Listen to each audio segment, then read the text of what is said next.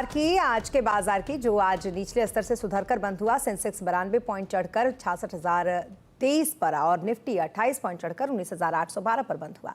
यतिन से मार्केट का पूरा एक्शन समझते हैं। यतिन, बताएं जरा आज हाइलाइट्स क्या क्या रहे बाजार के। देखिए, अगर हम मार्केट की बात करें तो सेकेंड हाफ में बाजार में ज़बरदस्त रिकवरी हमको देखने को मिली और इसी वजह से निफ्टी का जो बंद था वो 19,800 के ऊपर आया।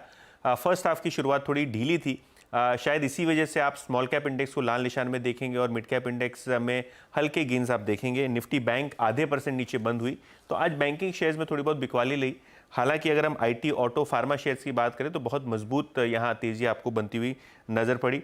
ओवरऑल अगर आप मार्केट का देखें हाल, तो निफ्टी 50 में सरकारी बैंक्स और सरकारी कंपनियों ने लीडरशिप दिखाई, खास करके बीपीसीएल, एनटीपीसी, पावर ग्रिड जैसे शेयर्स में अच्छी तेजी रही।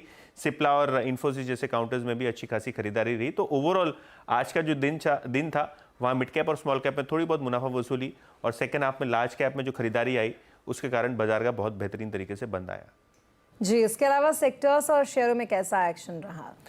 देखिए, अगर हम निफ्टी 50 की बात करें तो यहाँ गेनर्स में आपको बीपीसीएल दिखेगा टॉप गेनिंग साइड पे लगभग 3.5% की गेन के साथ, क्योंकि बोर्ड जो है अगले हफ्ते आपको इंटरिम डिविडेंड पे बैठक करता हुआ दिखाई पड़ेगा और कहीं ना कहीं बाजार को लगता है कि बहुत अच्छा डिविडेंड यहाँ आना चाहिए।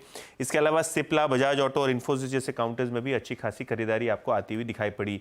लूजिंग साइड पे प्राइवेट सेक्टर के बैंक्स आपको दिखेंगे, जैसे इंडसइंड बैंक, कोटक बैंक, जहाँ 2 से 1.5% के आसपास की मंदी दिखी। अदानी पोर्ट्स और हिंडाल्को जैसे काउंटर्स में ऊपर के लेवल से थोड़ी बहुत profit taking I. Mid caps की बात करें तो ई क्लर्क्स, वर्धमान टेक्सटाइल्स, एफडीसी जैसे काउंटर्स में अच्छी खासी खरीदारी दिखी। अगर आप बात करें सीजी पावर की तो वो स्टॉक 20% चढ़ा सेमीकंडक्टर के प्लान्स अनाउंसमेंट के बाद। प्रॉफिट टेकिंग आपको दिखी मोतीलाल ओसवाल, जिंदल सॉ, सुजलॉन एनर्जी जैसे काउंटर्स में, जहां आपने 5 से 6% की डाउनटिक देखी और कंटिन्यूस पिछले 3-4 सेशन से इन नामों में थोड़ी बहुत मुनाफा वसूली दिखाई पड़ रही है। जी, बहुत शुक्रिया तमाम मार्केट अपडेट के लिए आपका यतिन। और जैसा कि यतिन भी बता रहे थे कि आज बाजार में एक वक्त तेज गिरावट देखने को मिली। बाजार में ये गिरावट आरबीआई गवर्नर शक्तिकांत दास के एक बयान के बाद आई है, जिसपे उन्होंने एनबीएफसीज को बिजनेस साइकिल के खराब दौर के लिए तैयार रहने के लिए कहा है। आरबीआई ने बैंक और एनबीएफसीज को रिस्क मैनेजमेंट पर फोकस करने की सलाह दी है। The Indian banking system continues to be resilient, backed by improved capital ratios, asset quality, and robust earnings growth. The financial indicators of non-banking financial companies, that is NBFCs, are also in line with that of the banking system as per the latest data available. While banks and NBFCs are showing good performance now, sustaining it requires concerted efforts. In good times like these, banks and NBFCs need to reflect and introspect as to where potential risks could possibly originate. Now is the time for them to further strengthen their risk management practices, build additional buffers to face the situation if the business cycle turns adverse in the future due to some reason.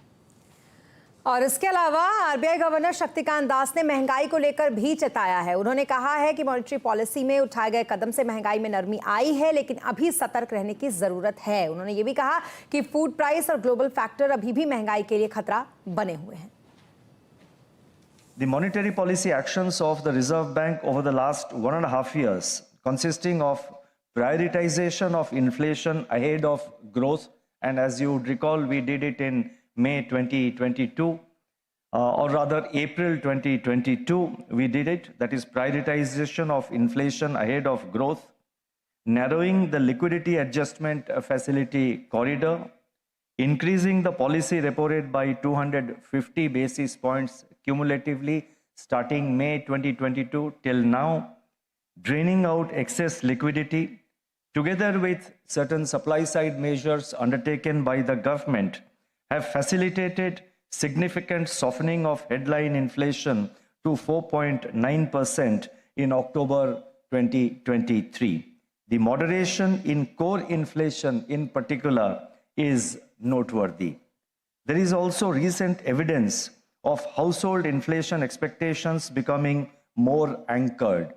Headline inflation, however, remains vulnerable to recurring and overlapping food price shocks coming from global factors and local adverse weather events.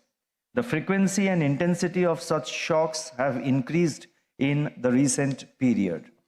Monetary policy in such a scenario needs to remain watchful and actively disinflationary while supporting growth.